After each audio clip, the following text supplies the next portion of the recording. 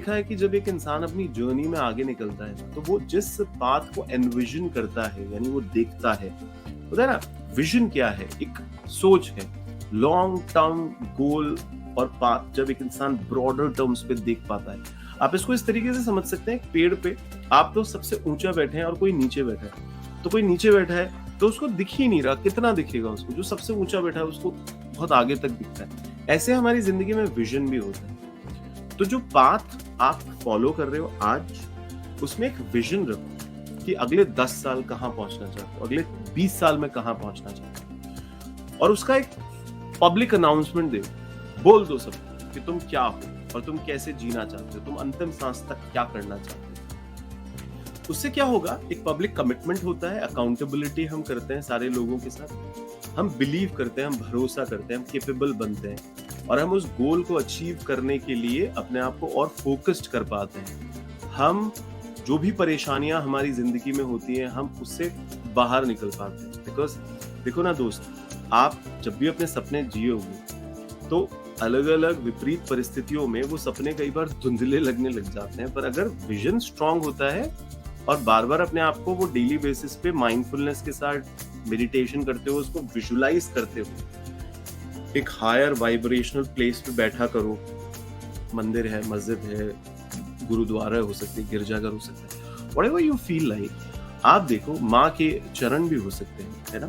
तो जहां भी आपको सुकून मिलता है, आपको एनर्जी मिलती है, आप वहां पे बैठकर अपने सपनों को रोज विजुलाइज किया करो।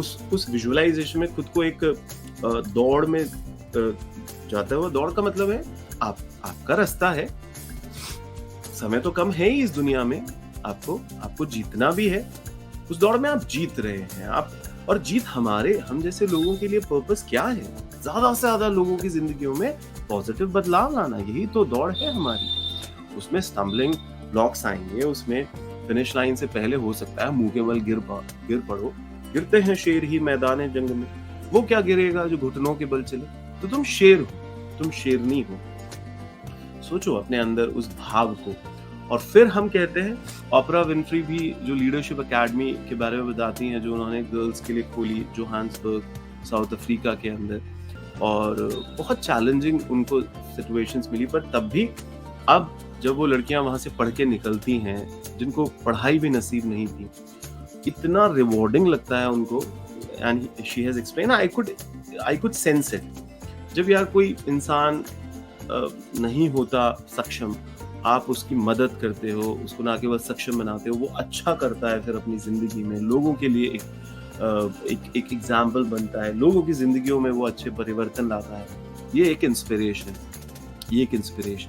तो वो प्योर इंटेंशन से ही हो पाएगा। आप जब अपने पर्पस को डिस्कवर करोगे, कमिटमेंट के साथ पूरे डूबोगे, अलाइन कर जाओगे अपने पर्पस के साथ, तो आप देखोगे जैसे ओपरा ने उन लड़कियों के लिए एक पोटेंशियल प्लेटफॉर्म तैयार किया, जहां पे वो लड़कियां अपनी अपॉर्चुनिटी को ग्रैब कर पाई और फिर उस माहौल में ब्लूम कर पाई।